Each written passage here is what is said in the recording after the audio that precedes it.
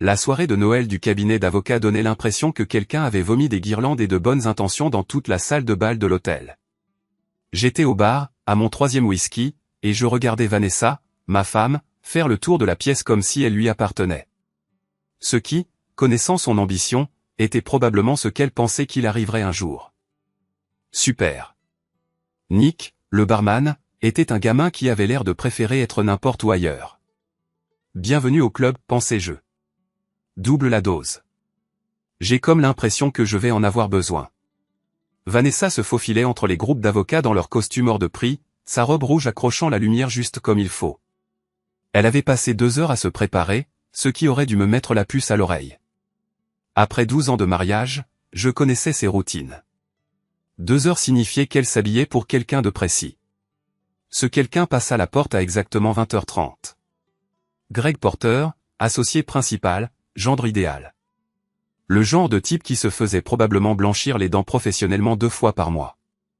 Il parcourut la pièce du regard jusqu'à ce que ses yeux trouvent Vanessa, et le sourire qui s'étala sur son visage me retourna l'estomac.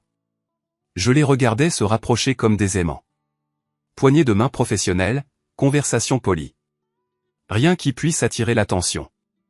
Mais j'étais marié depuis assez longtemps pour reconnaître les signes. La façon dont elle touchait ses cheveux quand elle riait, la façon dont il se penchait un peu trop près quand il parlait.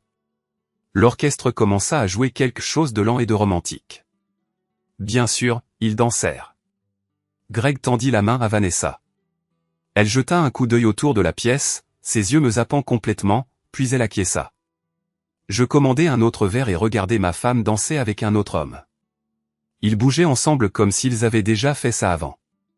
Souvent avant. On dirait que quelqu'un t'a volé ton chiot. Gilles Martinez, la meilleure amie de Vanessa au RH, apparut à côté de moi. Elle était déjà pompette, à en juger par son léger balancement. Je profite du spectacle, dis-je, sans quitter la piste de danse des yeux. Gilles suivit mon regard, et son expression se fit légèrement plus sobre.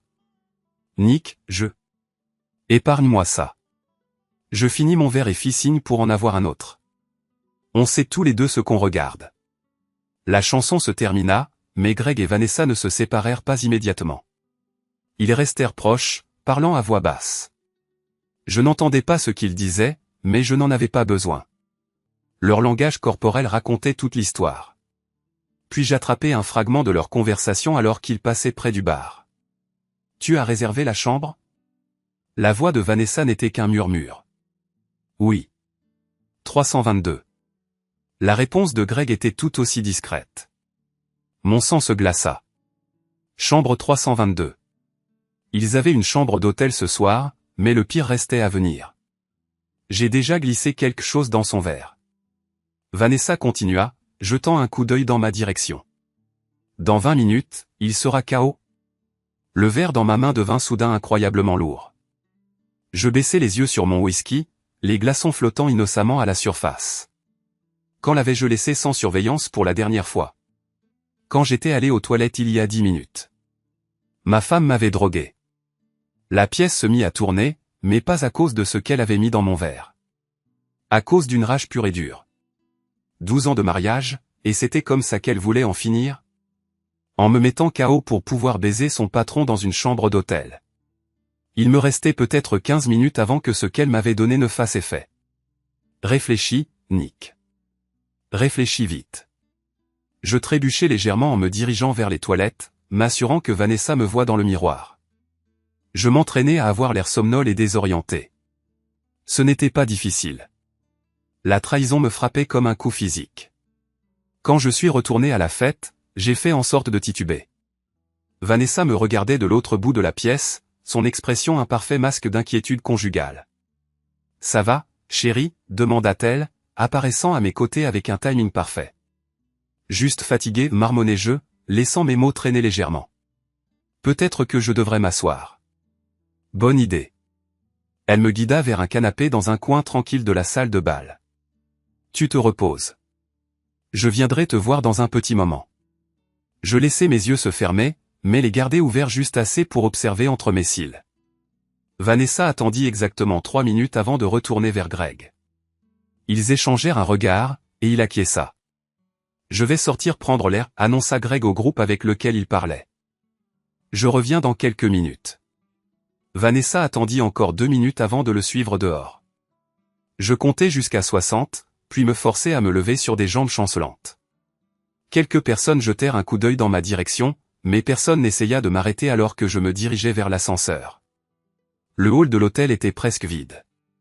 Je trouvai une chaise avec une vue dégagée sur le groupe d'ascenseurs et m'installai pour attendre. Mon téléphone était déjà en train d'enregistrer quand les portes de l'ascenseur s'ouvrirent et que ma femme sortit, suivie 30 secondes plus tard par Greg Porter. Ils ne se touchèrent pas, ne se regardèrent même pas, mais ils se dirigèrent tous les deux vers le même ascenseur, montant à la chambre 322. Je suis resté assis sur ce fauteuil du hall pendant exactement 1 heure, mon téléphone enregistrant tout. Quand ils sont redescendus, Vanessa avait les cheveux en bataille et la cravate de Greg de travers. Ils ont pris des ascenseurs séparés pour le parking. Quand Vanessa est revenue à la soirée, j'étais déjà sur mon canapé, faisant semblant d'être inconscient. Elle m'a doucement secoué l'épaule. « Nick, mon chéri, réveille-toi. La fête est finie. » Je l'ai laissé m'aider à aller jusqu'à la voiture, marmonnant que je ne me sentais pas bien. Elle a conduit jusqu'à la maison, bavardant sur la belle soirée que c'était, et combien elle était désolée que je n'ai pas été assez en forme pour en profiter. Pendant tout ce temps, mon téléphone, lourd, restait dans ma poche, rempli de preuves qui ruineraient sa vie. Elle m'a aidé à monter jusqu'au lit, jouant à la femme inquiète à la perfection. J'ai attendu d'entendre l'eau de la douche couler avant de me lever et d'aller fouiller dans son sac à main. Son deuxième téléphone était exactement là où je l'attendais, caché dans la poche intérieure. Le même téléphone dont elle pensait que je ne connaissais pas l'existence. Les SMS remontaient à 6 mois. Des photos, des vidéos, des plans détaillés pour ce soir. Et pas seulement avec Greg. Il y avait 3 autres noms dans sa liste de contacts, chacun avec son propre dossier de preuves. Ma femme n'avait pas qu'une aventure. Elle en avait une ribambelle. Et elle les avait planifiées comme une opération militaire. J'ai tout photographié, puis j'ai remis le téléphone exactement à sa place. Je me suis assis dans mon bureau, fixant la preuve que mon mariage était une blague, et j'ai commencé à planifier ma vengeance. La douche coulait toujours quand son téléphone a vibré. Je savais que c'était Greg sans même regarder. Soirée incroyable. Vivement la prochaine. La prochaine ? Ils étaient déjà en train d'en planifier une autre. J'ai souri pour la première fois de la soirée. Qu'ils planifient autant qu'ils veulent. Je planifiais aussi. Vanessa s'est faufilée dans la chambre à 5h30 du matin, pensant que j'étais toujours inconscient à cause de ce qu'elle avait glissé dans mon verre. J'étais dans le salon sombre depuis des heures, à lire des mois de ses textos. La preuve était partout. Des textos avec Greg qui remontaient à juillet. Des photos que je n'aurais jamais voulu voir. Mais les messages avec les autres mecs étaient pires. Jake du yoga, David du country club, un type qui s'appelait Marcus, de son club de lecture. Un club de lecture qui ne parlait jamais de livres. Chaque aventure était distincte. Des jours différents, des hôtels différents, des mensonges différents. Elle avait un tableur, un vrai tableur qui suivait tout, avec des notes et des appréciations. J'étais dessus aussi, sous base de départ. Ma note était un 6 sur 10 généreux, avec une note, fiable mais ennuyeux. Bonne couverture. 12 ans de mariage, réduit à une couverture. Je l'ai entendu se glisser dans le lit, je l'ai entendu commencer à ronfler. Elle aurait besoin de se reposer. Demain allait être une longue journée. À 7h du matin, j'ai fait du café, comme toujours. Vanessa est descendue en robe de chambre en soie, les cheveux parfaits, déjà maquillés. Elle s'était toujours levée tôt, mais maintenant je savais pourquoi elle avait besoin de temps pour inventer ses mensonges. « Comment tu te sens, mon chéri ?» a-t-elle demandé, en m'embrassant la joue.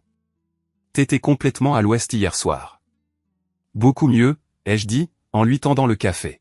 « C'est marrant, j'ai fait un rêve bizarre. »« Ah bon ?» Elle vérifiait son téléphone principal, celui dont j'étais au courant. « Quel genre de rêve ?»« J'ai rêvé que tu étais dans une chambre d'hôtel avec Greg Porter. » J'ai gardé une voix décontractée, comme si je parlais de la météo. La chambre 322, pour être exact. Sa main s'est figée. Du café a débordé de sa tasse. C'est un rêve très étrange, Nick. N'est-ce pas? J'ai sorti son autre téléphone et je l'ai posé sur le comptoir entre nous.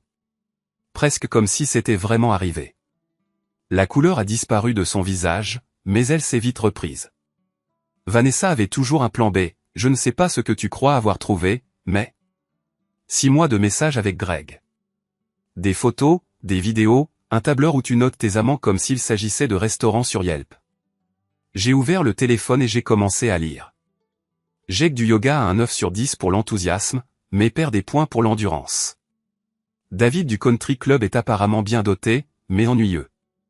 Et Greg, eh bien, Greg obtient les meilleures notes. Elle s'est jetée sur le téléphone. Je l'ai retiré et sa tasse de café s'est écrasée sur le sol, la céramique volant en éclats. Tu as fouillé dans mes messages privés. Sa voix est devenue plus forte, elle passait à l'attaque. Comment oses-tu violer ma vie privée? Ta vie privée? J'ai ri, un rire mauvais. Tu m'as drogué hier soir pour que tu puisses baiser ton patron et tu t'inquiètes pour ta vie privée? Je ne t'ai pas drogué. T'étais bourré. J'ai sorti mon téléphone et j'ai mis la lecture de l'enregistrement que j'avais fait à la soirée, sa voix claire comme de l'eau de roche. J'ai déjà glissé quelque chose dans son verre. Dans 20 minutes, il sera KO. Le masque est tombé. La femme inquiète avait disparu, remplacée par quelqu'un que je ne connaissais même pas. Ses yeux sont devenus froids, calculateurs. Et alors, a-t-elle dit. Qu'est-ce que tu vas faire? Divorcer? Prendre la moitié de tout ce pour quoi j'ai travaillé. Je ne crois pas, en fait. L'adultère a une incidence sur le partage des biens dans cet état, surtout quand c'est documenté de cette manière. Je brandis les 2 téléphones. Ta formation d'avocate aurait dû aborder ça. Elle attrapa un verre et me le lança à la tête. Je me suis baissé et il s'est fracassé contre le mur derrière moi. Enfoiré. Elle hurla. Tu te crois tellement malin, assis dans ton petit garage à réparer des bagnoles comme un pauvre prolo. Je mérite mieux que ça. Je mérite mieux que toi. Eh bien, maintenant tu vas la voir. J'enjambais les bris de verre et me dirigeais vers la porte.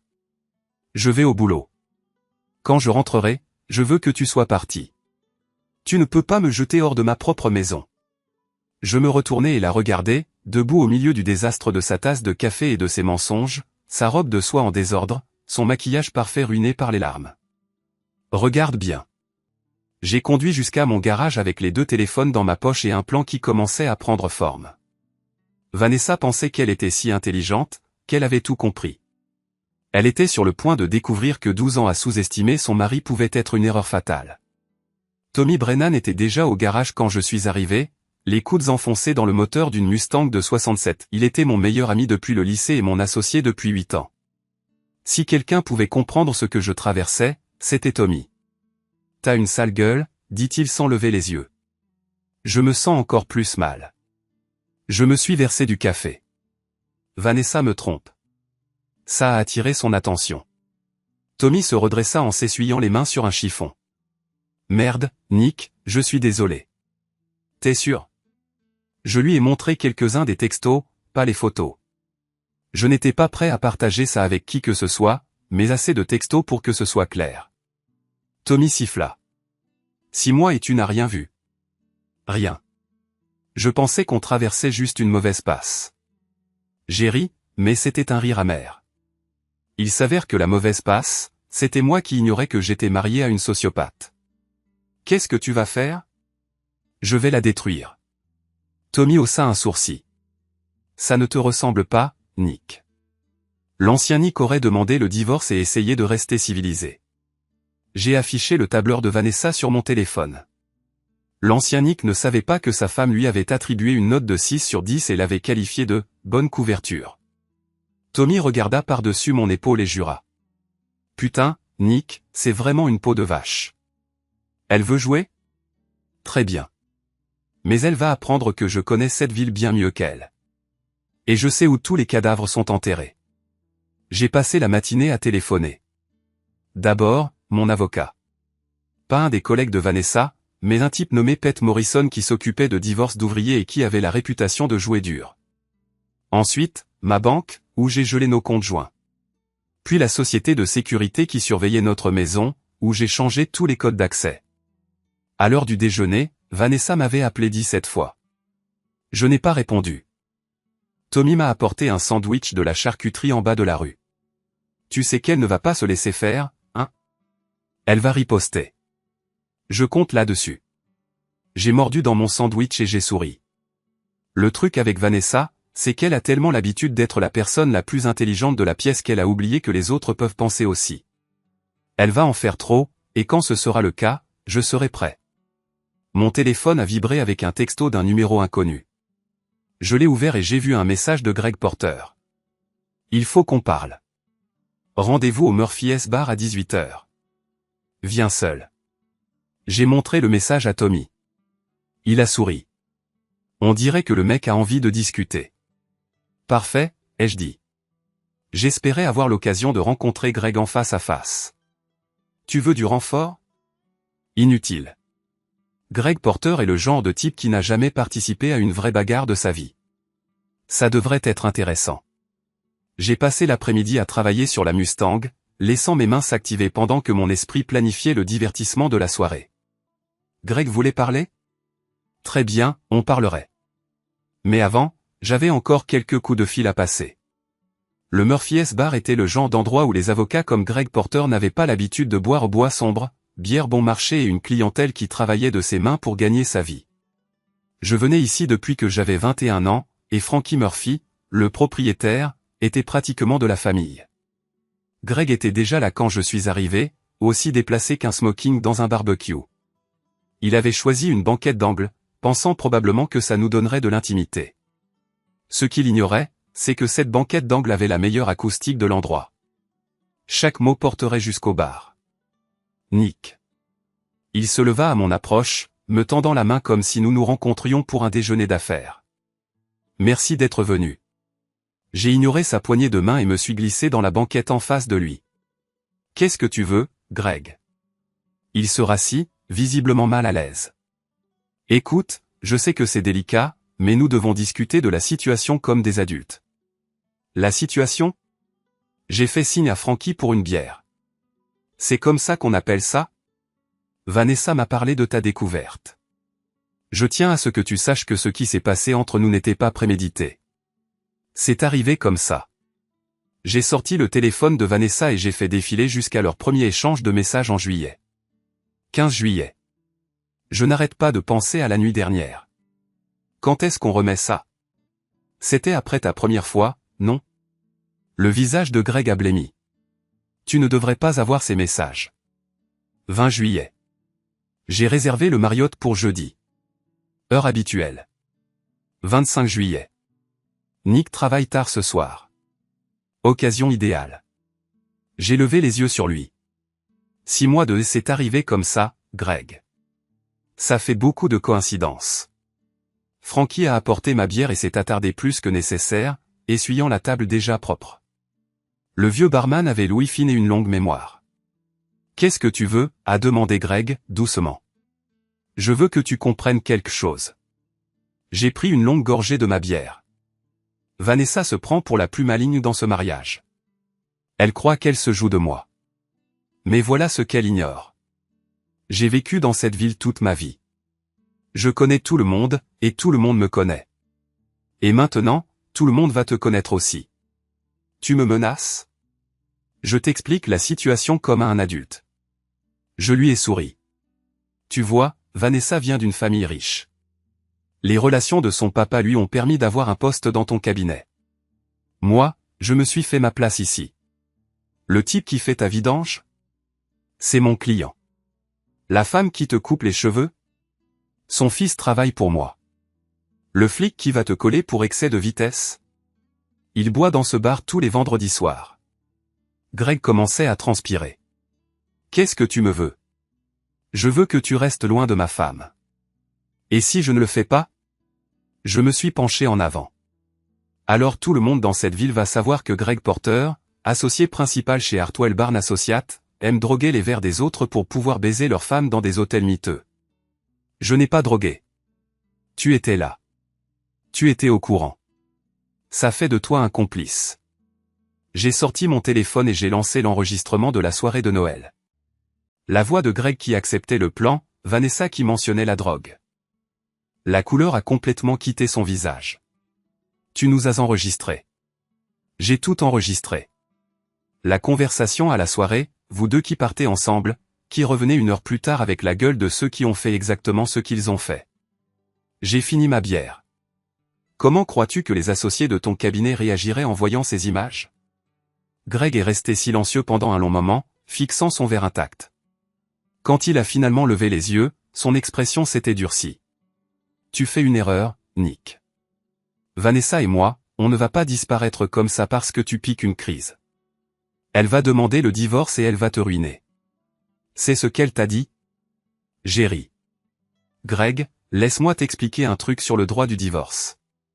Dans cet état, si l'un des conjoints trompe surtout avec des preuves comme celle-là où il ne peut pas dépouiller l'autre, il aura de la chance s'il garde ses slips. Je me suis levé, en laissant un billet de 20 sur la table. Et, vous pourrez peut-être mettre vos économies en commun. J'ai entendu dire qu'il y avait de beaux studios en centre-ville qui se louent à la semaine. Greg m'a attrapé le bras alors que je me tournais pour partir. Ce n'est pas fini. J'ai regardé sa main, puis de nouveau son visage. Tu as raison. Ce ne l'est pas, j'ai arraché mon bras et je me suis dirigé vers la porte, sentant tous les regards du bar braqués sur nous. Frankie polissait des verres comme un fou, et les 3 types au bar regardaient le spectacle. Greg m'a suivi à l'extérieur. Tu te crois si malin, hein? Le héros bleu de travail qui s'attaque au grand méchant avocat. Je crois que je suis un type dont la femme a essayé de le droguer pour pouvoir le tromper avec son patron. Et je crois que ce patron va apprendre ce qui arrive quand on s'en prend à la mauvaise famille. Famille? Greg a ri. Quelle famille? Vanessa m'a tout raconté sur ta famille, Nick. Ton père, un alcoolique, mort dans un accident de voiture. Ta mère qui a fait le ménage jusqu'à ce qu'elle ait une attaque. Tu n'es personne, tu viens de nulle part, et tu y resteras. C'est là que je l'ai frappé. Pas un plan. Un pur instinct. 12 ans de mariage et toute une vie à être sous-estimée ont explosé dans un direct du droit qui a touché Greg en plein dans la mâchoire. Il est tombé lourdement, son costume coûteux frottant l'asphalte. Du sang coulait de sa lèvre fendue alors qu'il me regardait, choqué. Un moins que rien qui vient de nulle part vient de te mettre sur le cul, ai-je dit. Souviens-toi de ça. Je suis allé jusqu'à mon camion, laissant Greg Porter assis sur le parking du Murphy S, son image de gendre idéal aussi ternie que son costume déchiré. Quand je suis rentré à la maison, Vanessa était partie, mais elle avait laissé un cadeau. Tous les meubles du salon étaient saccagés. Coussin du canapé tailladé, table basse renversée. L'écran de ma télé fendu. J'ai fait le tour de la maison, en inspectant les dégâts. Elle avait été consciencieuse, mais pas créative. Vêtements éparpillés dans la chambre, miroir de la salle de bain brisé, placard de la cuisine vidé sur le sol. Mais elle s'était plantée. Dans sa rage, elle avait oublié son 2e téléphone, tombé par terre dans la chambre avec ses bijoux. Je l'ai ramassé et j'ai fait défiler les nouveaux messages. 17 textos de Greg ces 2 dernières heures, d'abord inquiet, puis carrément paniqué. Le dernier, envoyé il y a 10 minutes, m'a fait sourire. Nick c'est tout. Il faut faire gaffe. Il est moins con qu'on le croyait. Si tu savais, Greg.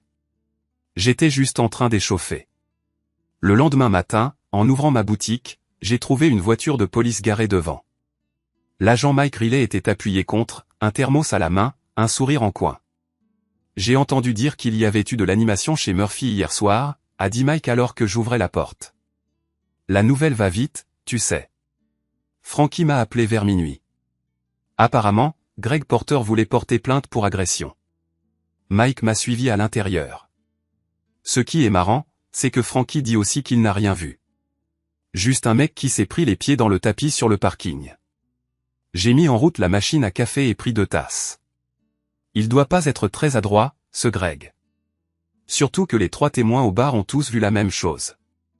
Un type en costume, qui regardait pas où il mettait les pieds et qui s'est vautré. J'ai tendu un café à Mike. Bien sûr, ils ont aussi entendu la conversation à l'intérieur. Un truc avec des verres drogués et des chambres d'hôtel. Les gens parlent. C'est bien vrai. Mike a siroté son café. Il parle aussi de ta femme, à ce qu'il paraît.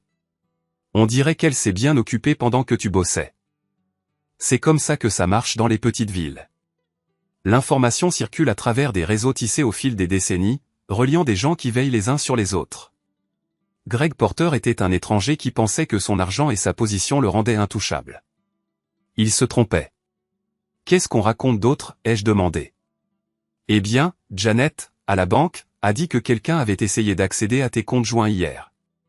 Elle était furax quand elle a découvert qu'ils avaient été bloqués. Mike a souri. Et Carol, à la compagnie de téléphone, a dit que quelqu'un demandait comment accéder au relevé téléphonique. Quelqu'un qui avait pas l'air de comprendre qu'il faut un mandat pour ça. Vanessa agissait, mais elle appliquait les règles des grandes villes dans un jeu de village.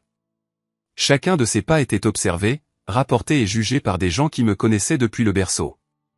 Elle est descendue au Marriott du centre-ville, a poursuivi Mike. Le même hôtel où elle et son bellâtre avaient leur rendez-vous. La réceptionniste, c'est Jenny Morrison, la fille de Pete. Tu te souviens de Pete, hein? Ton avocat? Je me souvenais. Pete Morrison avait 3 ans de plus que moi à l'école, mais on avait joué au baseball ensemble. Sa fille Jenny avait travaillé dans ma boutique un été pour mettre de côté pour la fac. Jenny a dit que Madame Callahan avait beaucoup de visites, a dit Mike. On dirait qu'elle essaie de monter une stratégie. Quel genre de visite? Des avocats de son cabinet, un détective privé de la ville et Greg Porter, bien sûr. Mais il avait l'air d'avoir pris un coup quand il s'est pointé hier soir. J'ai souri dans ma tasse de café. Les parkings peuvent être dangereux. C'est le cas. Mike s'est levé, en ajustant sa ceinture. Tu sais, Nick, si t'as besoin de quoi que ce soit, vraiment, tu m'appelles. Ici, on prend soin des nôtres. Après le départ de Mike, j'ai appelé Tommy pour lui donner des nouvelles. Il est arrivé 20 minutes plus tard avec des donuts et des infos. J'ai parlé à mon cousin Danny ce matin, a dit Tommy en s'installant dans le fauteuil de bureau avec un donut au chocolat. Il fait l'entretien à l'immeuble Hartwell. Apparemment, il y a eu pas mal de réunions à huis clos depuis hier. Les associés sont pas contents de quelque chose. Greg leur a probablement parlé de l'enregistrement. Peut-être. Ou quelqu'un d'autre l'a fait. Tommy a souri. Tu connais Marcy Williams, hein? L'assistante juridique qui travaille avec Vanessa? Je connais Marcy. Elle a grandi à 2 rues de chez moi, elle a eu son bac la même année que ma petite sœur. Elle avait toujours été discrète, studieuse, le genre de personne qui remarque tout, mais qui ne dit pas grand-chose.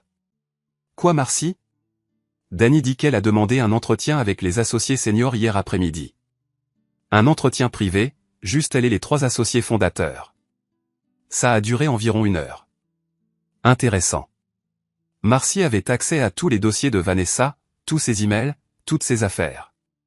Si quelqu'un savait où étaient enterrés les cadavres chez Hartwell Barnes, les collaborateurs ne comptaient pas, c'était bien Marcy Williams.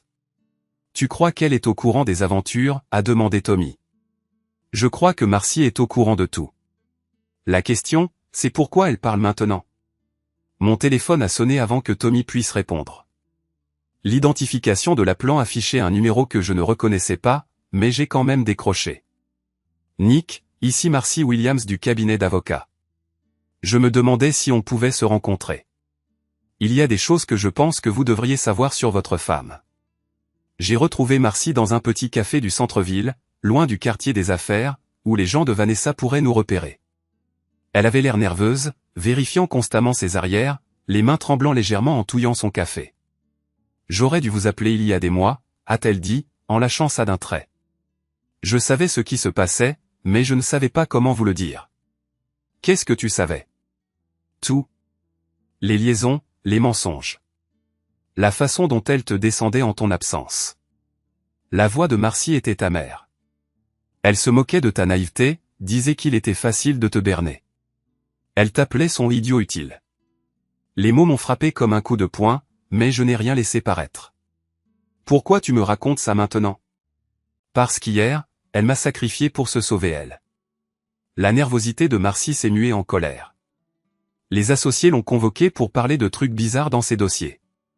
Des documents manquants, des feuilles de temps modifiées, de l'argent de clients introuvables. Elle a tout mis sur mon dos. C'est toi qui as fait ça? Une partie. Marcy avait l'air honteuse. Elle m'a forcé à le faire. Elle a dit que si je ne l'aidais pas, elle ferait en sorte que je ne travaille plus jamais comme assistante juridique. Elle avait des relations, de l'influence. J'avais peur. Et maintenant? Maintenant, j'ai encore plus peur d'aller en prison pour quelque chose qu'elle a fait. Marcy a fouillé dans son sac et en a sorti une épaisse enveloppe. Ce sont des copies de tout. Les vraies feuilles de temps, les documents modifiés, les comptes rendus de réunions avec des clients qui n'ont jamais eu lieu. Elle facture des clients pour un travail qu'elle n'a jamais fait et elle empoche la différence. J'ai ouvert l'enveloppe et jeté un coup d'œil aux documents. Même sans connaître grand-chose à la facturation juridique, je voyais le schéma. Vanessa escroquait ses clients depuis plus d'1 an. On parle de combien d'argent? Au moins 50 000, peut-être plus. Marcy s'est penchée en avant.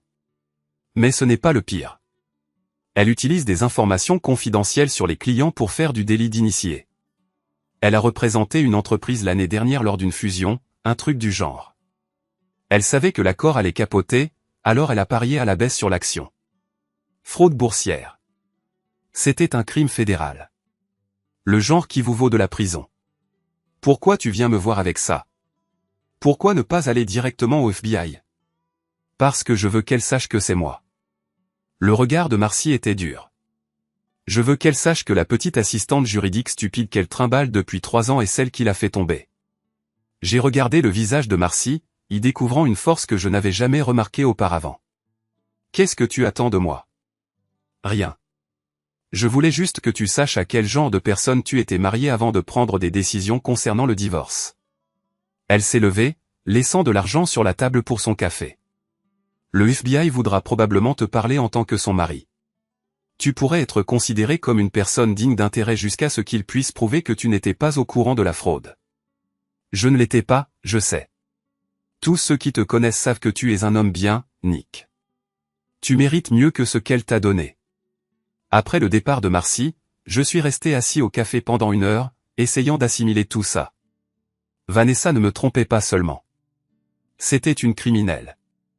Les liaisons étaient déjà bien assez graves, mais la fraude, le délit d'initié, le vol au client, ça dressait le portrait de quelqu'un que je n'avais jamais vraiment connu. Mon téléphone a vibré avec un SMS provenant d'un numéro inconnu. On doit se voir ce soir. Même endroit qu'avant.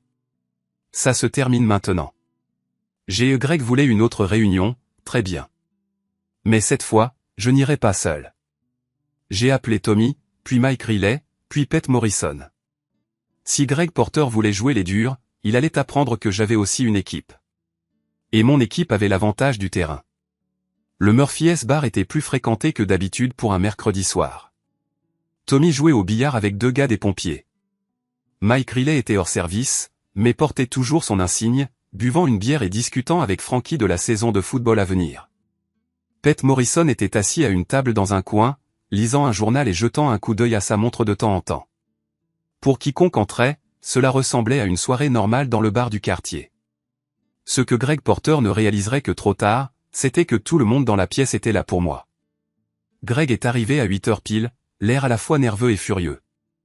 Il avait troqué son habituel costume coûteux contre un jean et un polo, essayant de se fondre dans la masse. Ça n'a pas marché. Tout chez lui criait l'étranger, de ses cheveux parfaitement coiffés à ses chaussures de créateur. Il a regardé autour de lui, jaugeant la foule, puis est venu à ma table. J'ai dit, viens seul, a-t-il dit, se glissant sur la chaise en face de moi.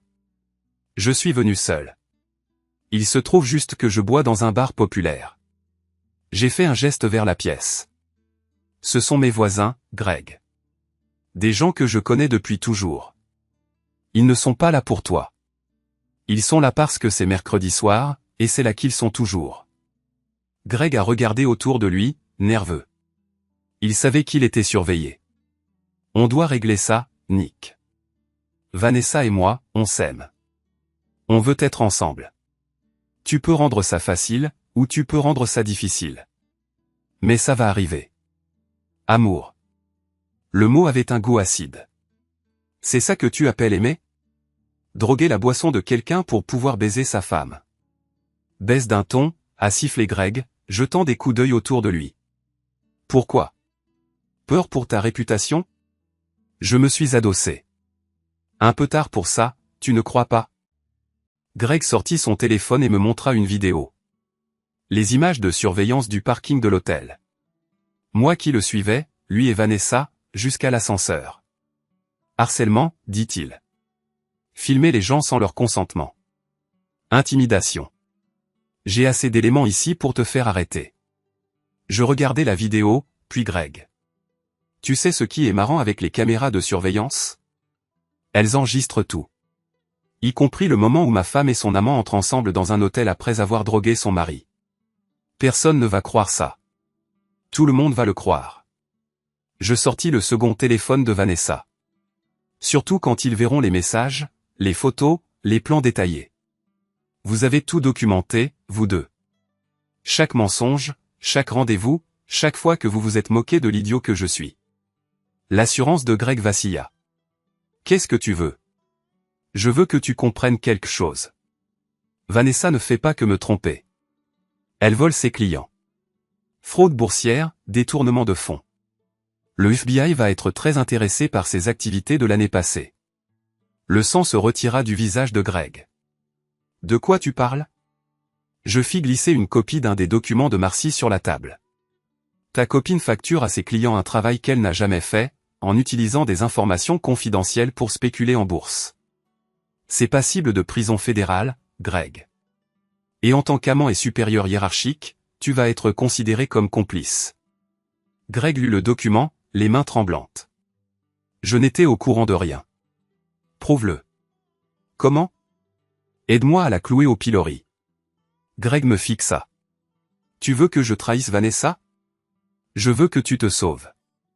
Parce que quand le FBI va frapper à la porte et il le fera, tu seras soit un témoin, soit un complice. Il n'y a pas de juste milieu. Greg resta silencieux pendant quelques minutes, relisant le document. Autour de nous, les sons du bar, les boules de billard, des conversations à voix basse, un match de baseball à la télé. Mais je sentais les regards braqués sur notre table. Tout le monde attendait. Qu'est-ce que tu aurais besoin que je fasse? Demanda finalement Greg. Porteur un micro. L'affaire avouait la fraude sur une bande. Donner au FBI tout ce dont ils ont besoin pour monter un dossier. Elle ne me fera plus jamais confiance si elle découvre ça. Greg, dans environ 48 heures, Vanessa va être arrêtée par des agents fédéraux. Que tu aies sa confiance ou pas va être le cadet de tes soucis. Le téléphone de Greg vibra.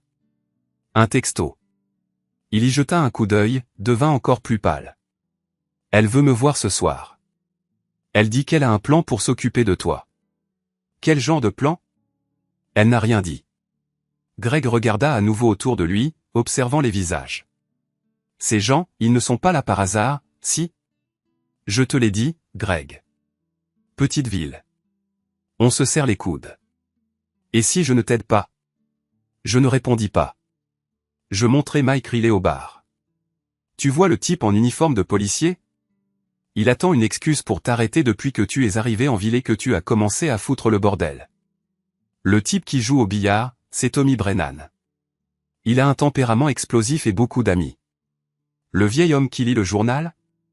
C'est Pete Morrison, mon avocat. Il documente chacun de tes mouvements et de ceux de Vanessa depuis que ça a commencé. Greg déglutit difficilement. Tu me menaces? Je t'explique ta situation. Tu es arrivé dans ma ville, tu as séduit ma femme, tu as cru que ton argent et ta position te rendaient intouchable. Maintenant, tu découvres que l'argent ne vaut pas grand-chose quand tu es entouré de gens qui se connaissent depuis toujours. Le téléphone de Greg vibra à nouveau. Un autre texto de Vanessa. Elle s'impatiente, dit-il. Alors tu ferais mieux de te décider. Aide-moi, ou coule avec elle. Mais dans tous les cas, ça se termine ce soir. Greg fixa son téléphone, puis me regarda à nouveau. Si je fais ça, si je t'aide, qu'est-ce qui m'arrive? Tu coopères avec le FBI, tu témoignes contre Vanessa, et tu pries pour qu'un juge fédéral croie que tu n'étais qu'un pigeon qui a été dépassé par les événements. Et si je ne le fais pas? Alors tu iras en prison en tant que complice dans une affaire de fraude fédérale. Et avant que ça n'arrive, tu vas passer un moment très désagréable à vivre dans une ville où tout le monde sait ce que tu as fait. Greg regarda autour de lui une dernière fois, voyant les visages des gens qui avaient déjà pris leur décision. Puis il me regarda à nouveau. Qu'est-ce que tu as besoin que je fasse? Je souris et sortis mon téléphone. Pete? Ouais, il est partant. Organise le rendez-vous avec le FBI pour demain matin. Greg Porter venait de prendre la décision la plus intelligente de sa vie. Malheureusement pour lui, il était probablement trop tard pour le sauver. Mais ce serait plus que suffisant pour détruire Vanessa. Le bureau local du FBI en centre-ville était exactement comme on pouvait s'y attendre, stérile, intimidant, avec des gens qui avaient l'air de pouvoir déceler les mensonges à l'autre bout de la pièce. L'agent Sarah Chen était jeune, vive, avec une concentration qui vous donnait envie d'avouer des crimes que vous n'aviez même pas commis. « Monsieur Callahan, merci d'être venu, dit-elle, me serrant la main avec une poigne à casser des noix. Étage M. Porter, nous vous remercions de votre coopération. » Greg avait l'air de ne pas avoir dormi depuis une semaine. Il s'est pointé avec un micro, comme prévu, mais ses mains tremblaient. Des gouttes de sueur perlaient sur son front, malgré la clim à fond. Avant d'aller plus loin, a déclaré l'agent Chen, je veux m'assurer que tout le monde est bien au clair sur la situation. Monsieur Porter, vous êtes ici de votre plein gré pour nous aider dans une enquête en cours concernant des fraudes boursières et des détournements de fonds. Votre coopération pourra être prise en compte ultérieurement, mais elle ne vous garantit absolument pas d'être tiré d'affaire. Greg a hoché la tête, l'air misérable. Je comprends, monsieur Callahan. Vous êtes ici en tant que témoin, et peut-être victime. Ces délits financiers pourraient avoir affecté vos biens matrimoniaux, ce qui vous implique. Je comprends, moi aussi. L'agent Chen a ouvert un épais dossier. Commençons par les bases. Madame Vanessa Callahan fait l'objet d'une enquête depuis 3 mois à cause de certaines anomalies signalées par l'ordre des avocats. Hier, un assistant juridique de son cabinet nous a fourni de nouvelles preuves qui ont fait éclater l'affaire. Elle a étalé des documents sur la table relevés bancaires, transactions boursières, factures de clients. Les crimes de Vanessa étaient encore pires que ce que j'imaginais. Au cours des 18 derniers mois, Madame Callahan a systématiquement surfacturé ses clients, empochant 87 000 $. Elle a utilisé des informations confidentielles de clients pour effectuer des transactions boursières d'une valeur de plus de 200 000 $. Et elle a blanchi de l'argent par le biais de sociétés écrans créées à votre nom, monsieur Callahan. Cette dernière phrase m'a frappé de plein fouet. À mon nom 3 SARL, vous désignant toutes comme le principal dirigeant. Avez-vous signé des documents pour Callahan Consulting, Callahan Investment Service ou Callahan Holdings? Non, je n'ai jamais entendu parler de ces sociétés. L'agent Chen a pris note de quelque chose. Nous aurons besoin de spécimens d'écriture et d'empreintes digitales pour en être sûr. Mais il semble que votre femme ait falsifié votre signature sur un tas de documents. C'est du vol d'identité et de la fraude, en plus des infractions boursières. Greg fixait les documents, l'air horrifié. Je n'étais au courant de rien, je vous jure. Je pensais qu'elle était juste. Je veux dire, l'histoire d'adultère, c'était mal, mais je n'aurais jamais imaginé. Qu'est-ce que vous pensiez, monsieur Porter? La voix de l'agent Chen était neutre, mais ses yeux étaient rivés sur le visage de Greg. Je pensais qu'elle était malheureuse dans son mariage. Elle disait que son mari ne la comprenait pas, qu'il ne réalisait pas à quel point elle était intelligente. Elle donnait l'impression d'être piégée. Et cela justifiait qu'elle drogue son mari pour que vous puissiez coucher avec elle? Greg a tressailli. Ce n'était pas. Je ne savais pas qu'elle allait le droguer avant que ce soit fait. À ce moment-là, j'étais déjà allé trop loin, et je ne savais pas comment m'en sortir. Mais vous avez continué à la voir pendant 6 mois après ça? Oui. Et pendant cette période, Madame Callahan a-t-elle déjà parlé de son travail, de ses clients, de quoi que ce soit de financier? Greg est resté silencieux pendant un long moment, essayant clairement de décider ce qu'il allait dire. Elle a mentionné qu'elle faisait des investissements. Elle a dit qu'elle avait des informations privilégiées qui allaient nous rendre riches tous les deux. Tous les deux? Elle a dit qu'une fois son divorce prononcé, nous aurions assez d'argent pour recommencer ailleurs. Peut-être déménager en Californie ou en Europe. L'agent Chen a jeté un coup d'œil à son partenaire, l'agent Rodriguez, qui prenait des notes silencieusement. Monsieur Porter, nous avons besoin que vous ayez une conversation avec Madame Callahan.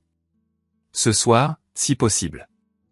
Nous avons besoin qu'elle parle de ses investissements sur bande. Et si elle ne veut pas en parler? Alors vous devrez orienter la conversation dans ce sens. Parlez de votre avenir ensemble. Parlez de l'argent qu'elle a mentionné. Faites-lui expliquer comment elle finance votre nouvelle vie.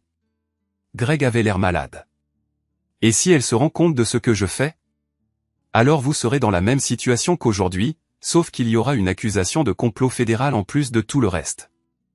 L'agent Rodriguez a parlé pour la première fois, sa voix glaciale. Nous avons passé les 2 heures suivantes à revoir le plan. Greg devait rencontrer Vanessa dans sa chambre d'hôtel avec le micro et la mener à parler de ses délits financiers. Le FBI écouterait dans une camionnette sur le parking de l'hôtel, prêt à intervenir dès qu'il aurait suffisamment de preuves. Et moi, ai-je demandé alors que nous nous préparions à partir. Vous rentrez chez vous et vous attendez, a dit l'agent Chen. Tout ça sera terminé demain matin. Mais je n'allais pas rentrer chez moi pour attendre. J'étais une victime depuis trop longtemps. Ce soir, j'allais assister à l'effondrement du monde de Vanessa. J'ai suivi la camionnette du FBI jusqu'au parking du Marriott en face, d'où je pouvais voir l'entrée de l'hôtel. À 8 heures précises, Greg est entré dans le hall, le micro caché sous sa chemise, le visage pâle mais déterminé. Mon téléphone était réglé sur une fréquence qui me permettrait d'écouter le flux du FBI, une astuce que Tommy m'avait apprise quand il était consultant en sécurité. J'ai mis des écouteurs et je me suis installé pour écouter l'acte final de ma femme. Greg, Dieu merci, tu es là. La voix de Vanessa est parvenue clairement alors que Greg entrait dans sa chambre. Il faut qu'on parle de Nick. Il commence à poser de sérieux problèmes. Quel genre de problème? Il est au courant pour nous. Il a mon téléphone, mes messages, tout. Un cliquetis de glaçons dans des verres se fit entendre. Vanessa préparait des cocktails. Mais ce n'est pas le pire. Il a parlé à des gens. Cette garce de Marcy du bureau. Des agents du FBI. Ils essaient de monter un dossier contre moi. Quel genre de dossier? Un truc sur la facturation aux clients. Ils pensent que je facture trop d'heures. Mais c'est ridicule. Je travaille plus dur que n'importe qui dans ce cabinet. Greg s'en tenait au script. Mais s'ils trouvent quelque chose? S'ils gèlent tes comptes? Ils ne peuvent pas toucher aux comptes qui comptent. Ceux des îles Caïmans, les sociétés écrans que j'ai créées au nom de Nick. J'ai plus de 300 000 $ planqués là où personne ne peut les trouver. J'entendais presque la camionnette du FBI. J'imaginais l'agent Chen avec son sourire narquois. Vanessa venait d'avouer du blanchiment d'argent et une usurpation d'identité. 300 000 balles. Greg semblait impressionné. Comment t'as fait ça? La fusion de Meridian Industries l'année dernière. Je savais que ça allait capoter 2 semaines avant qu'il ne l'annonce. J'ai joué la chute du titre et j'ai fait un carnage. Vanessa semblait fière, presque arrogante. Et les honoraires de gestion du compte Hartwell? Disons que certains clients payaient pour des prestations qu'ils n'ont jamais eues. Fraude boursière et détournement de fonds. Tout est enregistré. Putain, Vanessa, s'ils t'attrapent. Ils ne m'attraperont pas. Et même si c'est le cas, j'ai une porte de sortie. Faux passeport, argent sur des comptes offshore. Un contact au Brésil qui peut nous aider à disparaître. Risque de fuite. L'agent Chen adorerait ça. Et Nick? Nick, alors? La voix de Vanessa se fit glaciale. C'est un moins que rien, Greg. Un plouc de province qui répare des bagnoles. Il n'a ni les relations, ni le cerveau pour me faire tomber. Le pire qu'il puisse faire, c'est demander le divorce, et j'ai déjà réglé ça. Réglé comment? Je documente son comportement violent depuis des mois. Des photos de bleu, des enregistrements où il me menace. Des témoins qui témoigneront de son tempérament violent. Quand ça ira au tribunal, il aura de la chance s'il ne finit pas en prison lui-même. Mais les bleus, il t'a vraiment frappé? Vanessa éclata de rire. Bien sûr que non. Le maquillage, c'est formidable, Greg. Et avec la retouche audio numérique, c'est facile de truquer des menaces qui n'ont jamais eu lieu. Fausses déclarations, parjures, dépôt de fausses plaintes. Vanessa se creusait encore plus profond à chaque mot. Tu as pensé à tout, demanda Greg, d'une voix neutre. J'étais obligé. Je n'allais pas passer le reste de ma vie mariée à ce loser pathétique, en faisant semblant d'être heureuse dans son petit monde de province. Je mérite mieux. Nous méritons mieux. Et tu es sûr que l'argent est en sécurité? Complètement en sécurité. Les comptes sont au nom de Nick, mais je suis la seule à pouvoir y toucher. Si jamais ça tourne mal, je dirai simplement que c'est lui qui était derrière tout ça. Qui vont-ils croire? Une avocate brillante ou un mécanicien avec des antécédents de violence? C'était le clou du spectacle. Complot, fraude, et maintenant elle prévoyait de me faire porter le chapeau pour ses crimes. Je t'aime, Vanessa, dit Greg, sa voix se brisant. Je veux juste qu'on soit ensemble. On le sera, mon chéri. Demain soir, on sera dans un avion pour Sao Paulo et ce cauchemar sera terminé. Demain soir. J'ai tout préparé. Il ne manquait plus que la porte de la chambre d'hôtel s'ouvre en fracas. FBI. Personne ne bouge. Dans mes écouteurs, j'entendais le chaos. Des cris, des agents qui hurlaient, Vanessa qui hurlait, Greg qui essayait d'expliquer qui l'aidait. C'était terminé en moins de 30 secondes. Assis dans mon pick-up, j'écoutais ma femme se faire notifier ses droits et je ressentais quelque chose que je n'avais pas ressenti depuis des mois. La paix. 12 ans de mariage qui se terminaient avec des menottes et des accusations fédérales. Mais pour la première fois depuis cette soirée de Noël, j'avais l'impression de pouvoir respirer à nouveau. Mon téléphone vibra avec un texto de l'agent Chen. C'est fait. Elle est en détention.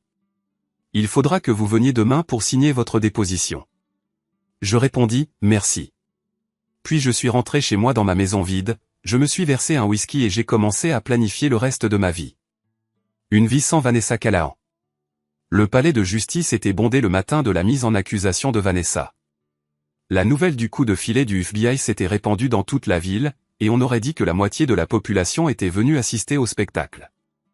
J'étais assis au dernier rang avec Tommy et Pete Morrison, en train de regarder ma femme, avec qui j'avais passé 12 ans, faire face à des accusations fédérales. Elle était différente dans sa combinaison orange. Plus petite, en quelque sorte, moins maîtresse d'elle-même. Ses cheveux toujours impeccables étaient ramenés en une simple queue de cheval, et sans son maquillage coûteux, elle paraissait plus âgée, plus vulnérable. Mais ses yeux avaient toujours ce regard calculateur, toujours à la recherche d'échappatoires. La procureure fédérale, Janet Walsh, ne perdit pas de temps. Votre honneur, l'accusé est inculpé de fraude boursière, de fraude électronique, de blanchiment d'argent, d'usurpation d'identité et de complot. Le gouvernement estime qu'elle présente un risque de fuite élevé, en se basant sur des conversations enregistrées où elle parlait de fuir le pays. Comment le prévenu plaide-t-il, demanda le juge Harrison. L'avocat de Vanessa, un type tiré à 4 épingles venu de la ville, se leva. Non coupable sur tous les chefs d'accusation, votre honneur. La question de la caution, maître. Votre honneur, Madame Callahan est une avocate respectée et profondément enracinée dans cette communauté. Elle ne présente aucun risque de fuite et devrait être libérée sous caution simple. La procureure Walsh se leva instantanément. Votre honneur, nous disposons d'enregistrements où le prévenu parle de faux passeports, de comptes offshore et de projets précis de fuite au Brésil. Elle a accès à plus de 300 000 $ d'actifs cachés et a prouvé qu'elle n'avait aucun respect pour la loi. Le ministère public demande qu'elle soit maintenue en détention sans caution. Le juge Harrison examina les documents. Compte tenu de la gravité des charges retenues et des preuves concernant le risque de fuite, la libération sous caution est refusée. Le prévenu restera en détention fédérale jusqu'à son procès. Vanessa finit par craquer. Elle se tourna et scruta le public, ses yeux balayant la foule jusqu'à ce qu'elle me repère. La haine dans ses yeux était presque palpable. C'est de ta faute, hurla-t-elle, en me pointant du doigt. Tu as détruit ma vie, espèce de pauvre type de trou perdu. J'espère que tu es content. Le huissier s'avança pour la saisir, mais elle continua à hurler. Je t'ai donné 12 ans. 12 ans de ma vie gâchée pour un moins que rien. Tu ne seras jamais rien d'autre qu'un mécano dans une ville paumée. Le juge Harrison frappa avec son maillet. Sortez le prévenu de mon tribunal. Alors qu'on l'emmenait de force, toujours en hurlant, je n'éprouvais que de la pitié. C'était la femme que j'aimais, la femme avec qui je pensais passer ma vie. Et elle avait tout gâché, était devenue une prisonnière fédérale risquant des décennies de prison, juste parce qu'elle se croyait plus intelligente que les autres. À l'extérieur du palais de justice, des journalistes attendaient. Je savais qu'ils seraient là, mais voir des cases de reportages de 3 chaînes différentes garées dans la grande rue était quand même surréaliste. Monsieur Callahan, que pensez-vous de l'arrestation de votre femme? Étiez-vous au courant des délits financiers? Quelle est votre réaction face aux allégations d'infidélité? Je m'arrêtai en haut des marches du palais de justice et regardais la foule de journalistes et d'habitants. Pete Morrison m'avait dit de ne rien dire, mais j'avais l'impression de devoir une explication à la ville. Il y a 12 ans, j'ai épousé une femme que je pensais connaître, dis-je, ma voix portant dans l'air matinal. Je l'aimais, j'ai soutenu sa carrière et j'ai essayé d'être le mari qu'elle méritait.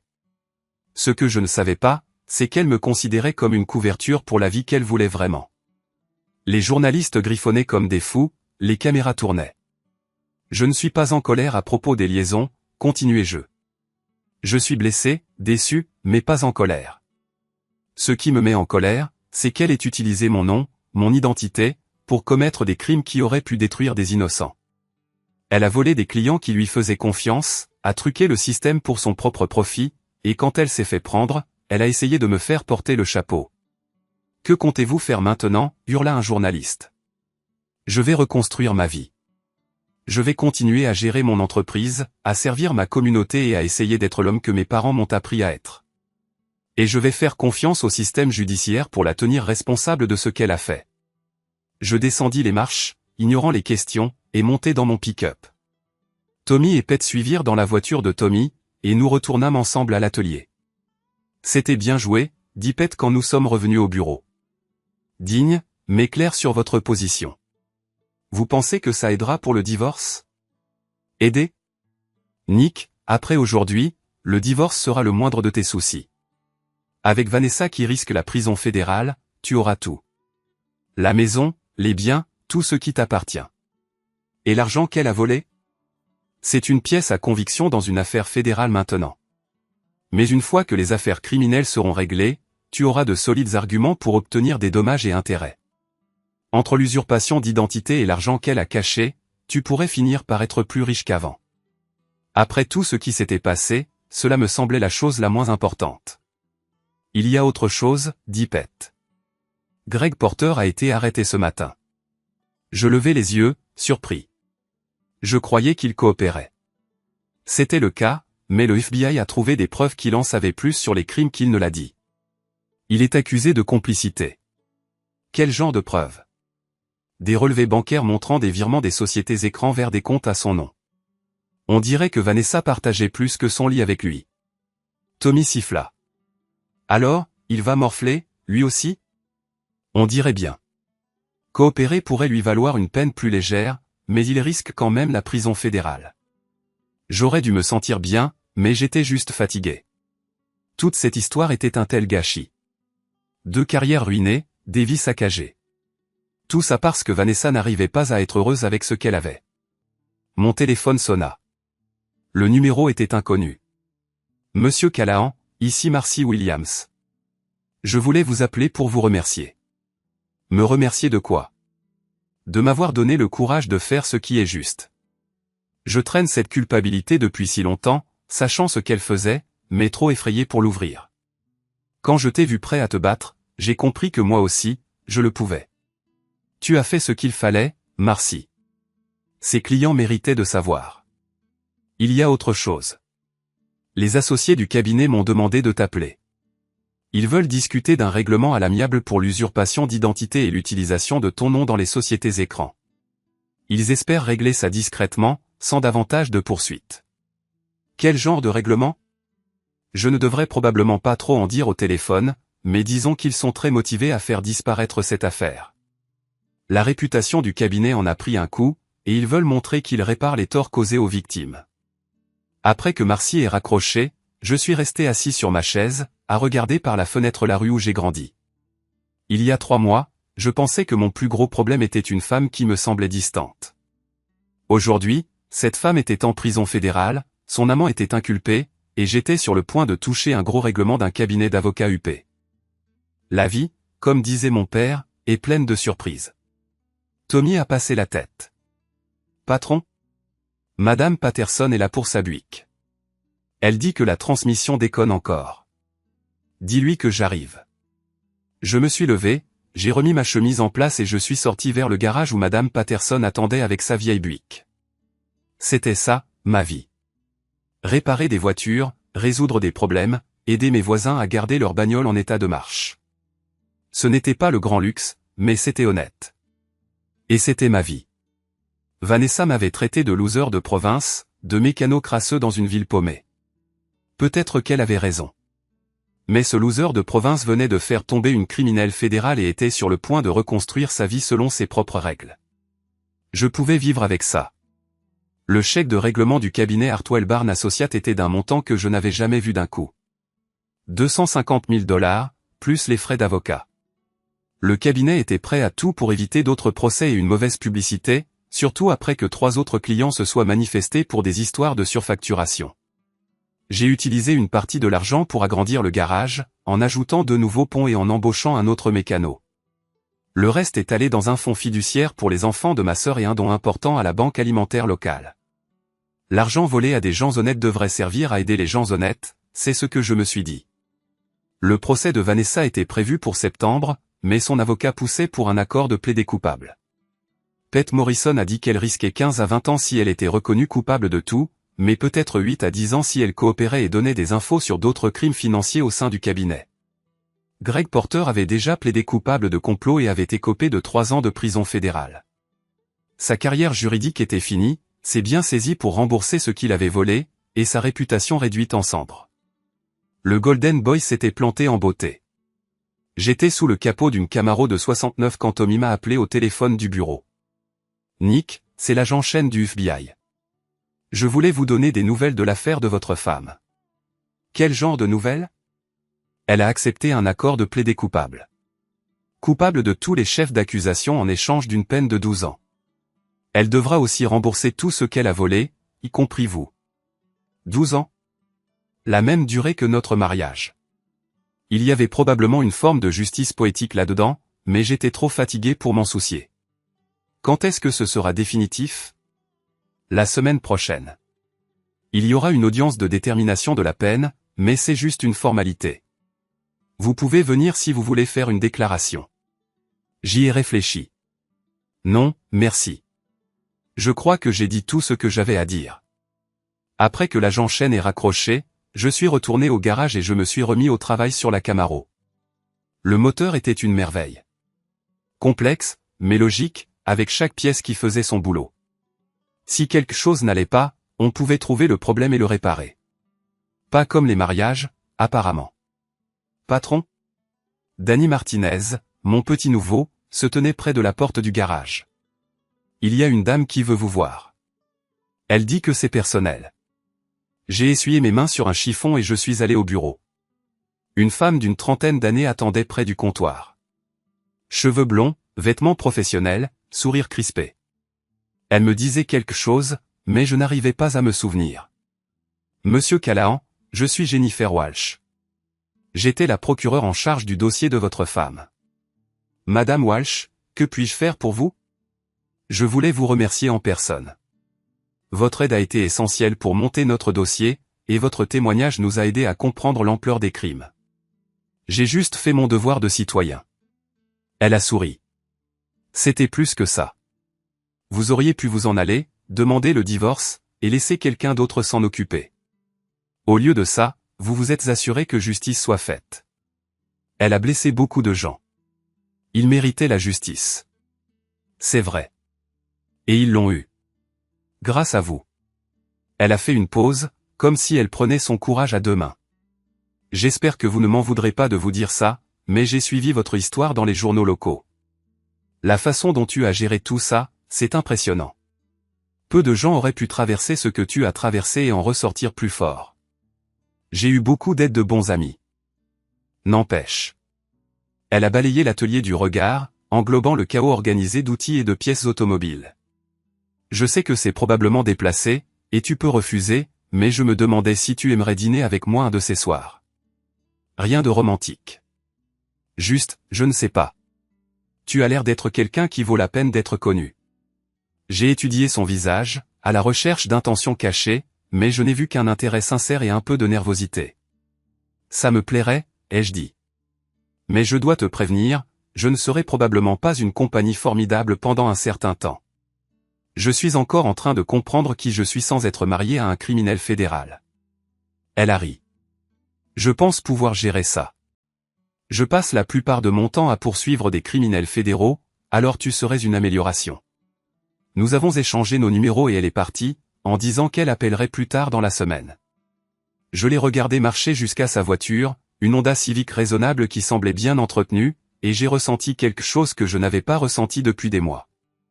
Pas de l'amour, pas encore. Peut-être jamais. Mais l'espoir qu'un jour je puisse à nouveau faire confiance à quelqu'un. Tommy est apparue à mon épaule. Elle a l'air sympa. C'est la procureure qui a envoyé ma femme en prison. Comme je disais, elle a l'air sympa. J'ai ri, moi-même surpris. Il y avait longtemps que quelque chose ne m'avait pas paru vraiment drôle. Retourne au boulot, ai-je dit à Tommy. Cette transmission ne va pas se refaire toute seule. Oui, chef. En retournant vers la Camaro, mon téléphone a vibré avec un SMS de Pete Morrison. Divorce prononcé. Tu es officiellement un homme libre. Félicitations. Un homme libre après 12 ans de mariage et 6 mois d'enfer judiciaire. J'étais enfin libre de recommencer. J'ai regardé autour de moi, mon atelier, les voitures qui attendaient d'être réparées, Danny et Tommy au travail, la communauté. Je n'étais jamais parti et je n'en avais jamais eu envie. C'était mon monde. C'était mes gens. Et c'était ma vie. Vanessa avait eu raison sur un point. J'étais un mécanicien de petite ville qui ne quitterait probablement jamais cet endroit. Mais elle s'était trompée sur tout le reste. Je n'étais ni un loser ni un moins que rien. J'étais un homme qui avait fait face à la trahison, à la fraude et aux crimes fédéraux, et j'en étais ressorti avec mon intégrité. J'étais un homme qui avait été sous-estimé par quelqu'un qui pensait être plus malin que tout le monde. Et j'avais prouvé que l'intelligence sans caractère n'était que de l'astuce au service de l'égoïsme. J'étais un homme qui avait appris la différence entre la femme qu'il avait épousée et la femme qu'elle était réellement. Et maintenant, j'étais un homme libre de découvrir ce qui allait suivre. J'ai ramassé ma clé à molette et je me suis remis au travail sur la Camaro. Le moteur était presque prêt à redémarrer, et il n'y a rien de tel que le son d'un V8 bien réglé qui revient à la vie. Certaines choses, quand elles sont cassées, peuvent être réparées mieux qu'à neuf. Je comptais sur le fait que ce soit vrai pour plus que de simples voitures. Épilogue. 2 ans plus tard, le mariage était modeste. Seulement la famille et les amis proches dans le jardin de la maison que j'ai acheté après avoir vendu l'endroit que Vanessa et moi partagions. Jennifer était magnifique dans sa simple robe blanche, et je me sentais comme le gars le plus chanceux du monde dans mon smoking de location. Pete Morrison a célébré la cérémonie. Tommy était mon témoin, et Marcy Williams, qui était devenue une bonne amie ces 2 dernières années, était la demoiselle d'honneur de Jennifer. Le tout a duré peut-être 20 minutes, puis un barbecue qui s'est prolongé jusqu'à minuit. Vanessa était en prison fédérale depuis 18 mois maintenant. La dernière lettre de son avocat disait qu'elle était une détenue modèle, donnant des cours de préparation au jet des travaillant à la bibliothèque de la prison. Elle serait admissible à la libération conditionnelle dans 8 ans, si elle se conduit bien. Je ne lui souhaitais aucun mal. La colère avait disparu, remplacée par quelque chose qui ressemblait à de la pitié. Elle avait gâché une belle vie parce qu'elle pensait mériter quelque chose de mieux. Et maintenant, elle passait les meilleures années de sa vie enfermée. Greg Porter est sorti après avoir purgé 2 ans de sa peine de 3 ans. Il avait déménagé hors de l'État, changé de nom, et travaillait soi-disant comme assistant juridique pour un petit cabinet qui s'occupait d'affaires de dommages corporels. Il avait perdu sa licence d'avocat pour de bon, et il ne pratiquerait plus jamais. L'atelier marchait à merveille. Nous nous étions agrandis à nouveau, ajoutant une activité de restauration de voitures classiques qui était réservée à guichet fermé pour l'année suivante. Danny était un A avec les vieux moteurs, et nous avions embauché 2 mécaniciens supplémentaires pour s'occuper des travaux de réparation courants. Jennifer a quitté le bureau du procureur 6 mois après que nous ayons commencé à sortir ensemble, et a ouvert son propre cabinet, spécialisé dans la défense en matière de criminalité en col blanc. Ironique, non? Elle avait passé des années à envoyer des criminels en prison, et maintenant elle les aidait à ne pas y aller. Mais elle était douée pour ça, et elle aimait ça plus que d'être procureure. « À quoi tu penses ?» a-t-elle dit, apparaissant à côté de moi alors que je me tenais sur notre véranda arrière en regardant les derniers invités de notre mariage partir. Je pensais juste à la façon dont les choses sont différentes maintenant par rapport à il y a 2 ans. Mieux différent ou pire différent? Je l'ai enlacée et l'ai attirée contre moi. Définitivement mieux. Il y a 2 ans. Je pensais que ma vie était finie. En fait, elle ne faisait que commencer. Des regrets. J'ai réfléchi. Je regrette d'avoir mis autant de temps à voir Vanessa pour ce qu'elle était. Je regrette que d'autres personnes aient été blessées à cause de ce qu'elle a fait. Mais est-ce que je regrette que ce soit fini? Est-ce que je regrette que ça m'ait mené à toi? Pas une seconde. Jennifer a souri et m'a embrassé la joue. Bonne réponse, Marie. Marie. C'était bizarre d'être mariés à nouveau, mais aussi parfaitement logique. Jennifer et moi avions pris notre temps, construit une confiance, appris les habitudes de l'autre.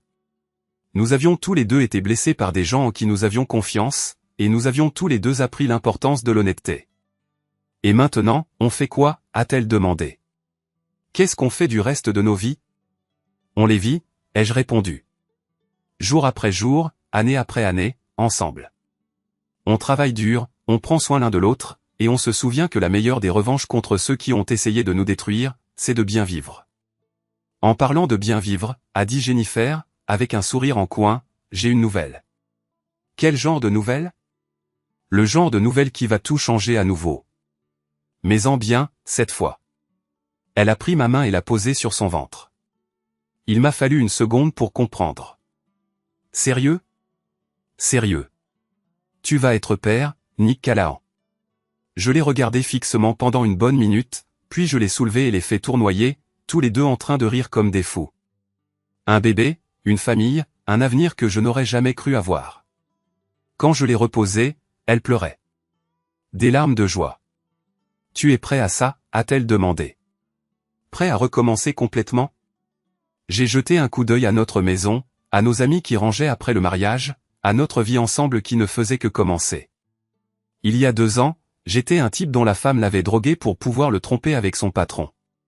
Ce soir, j'étais à nouveau un mari, sur le point d'être père, entouré de gens qui m'aimaient et me respectaient. Je suis prêt, ai-je dit. Vas-y, envoie la sauce. Et pour la première fois depuis des années, je le pensais vraiment. La vie m'avait appris que les gens ne sont pas toujours ce qu'ils semblent être, que la confiance est fragile et précieuse, et que parfois, la pire chose qui puisse vous arriver se révèle être la meilleure chose déguisée. Vanessa avait voulu me détruire, mais au lieu de ça, elle m'avait libéré. Et j'étais reconnaissant de cette liberté chaque jour. Så har jeg ikke wasted penge på at få dem lavet. Hvordan fanden... Hvorfor lyder den som den der... Hvorfor lyder den som den der anden sang? Forstår I, hvad jeg mener? Timeout and viewer. Hvem skal timeout og tænke? Upfade wants to duel you. Okay, men jeg har dig. Accept. Jeg er på den forkerte scene. Jamen, var det nemt. Hvad det hedder? Udopstegn. Mange points har jeg. Jeg er 86.000 nu, bare ved at smadre jer alle sammen i duels, by the way. Accept. Jamen altså, jeg høster alle dine points, mate.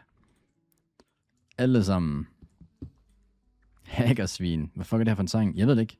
Det er en Survivor-sang fra Rocky 4. Eller jeg ved godt, hvad det er, men... Den minder mig om en eller anden sang, som jeg ikke kan huske, hvad hedder. Der er lige lidt delay på, Mik. Velkommen til, mate. Men ham, der skal whitelist, han er her ikke lige nu. Så det går ikke lige så hurtigt med at få folk ind. Martin, du er smuk. Tak for det, Old. Hvad fedt er du for? Au! Fuck! Jeg synes ikke, han var tæt nok på. Eye of the Tiger, den kommer efter. Jamen er det bare Eye of the Tiger, den minder mig om, eller hvad? Så alle Survivor-sange lyder bare ens. En nat sammen. Hvorfor er det, de vil sælge mig viewbot hele tiden, dem der?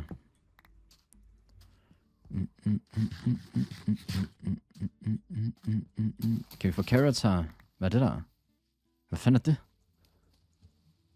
Nå, det er beetroot. Det skal jeg også bruge. Det er fint nok. Okay, men jeg skal bruge en hoe. Bang, bang. Bang. Bang. Bang. Bang.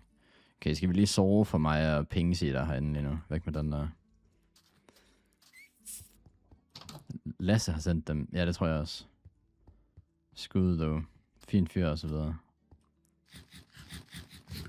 Okay, fuck lige af. Get out of my bed.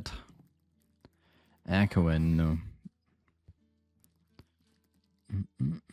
Det må være et tegn, de vil også have, du får partner. Jeg vil også have, jeg får partner, men så skal vi altså op på i hvert fald 3x de seere, vi er på nu. Måske 2x er nok. Get out my car. Brum, brum. Okay, hvad skal vi af med her? Au. Holy shit, det blev one-shottet, mate. Hvorfor har han et sværd? The fuck? Nej, ikke noget. Never mind.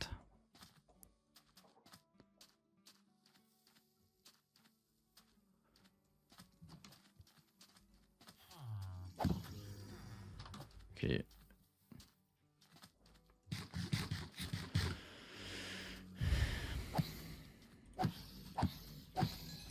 Sangen larmer. Jeg har også glemt at skrue ned igen. Jeg har faktisk glemt at skrue ned.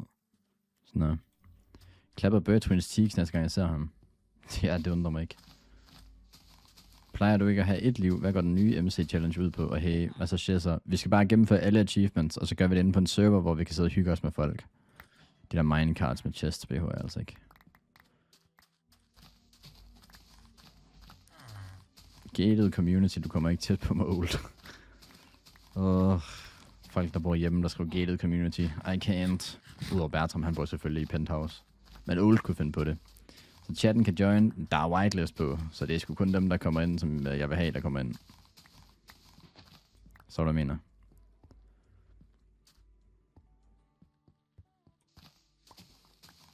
Kan vi lige skifte den her Arto-pistol, eller hvad fanden det er, Trash har på. Så er der Piano Man med Kim Larsen, mand.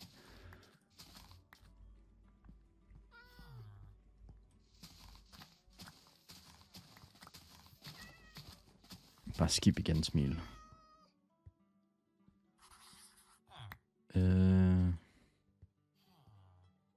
Hvad skal jeg ikke bruge her? What? Hvornår har jeg samlet dem der op igen? Volume 50.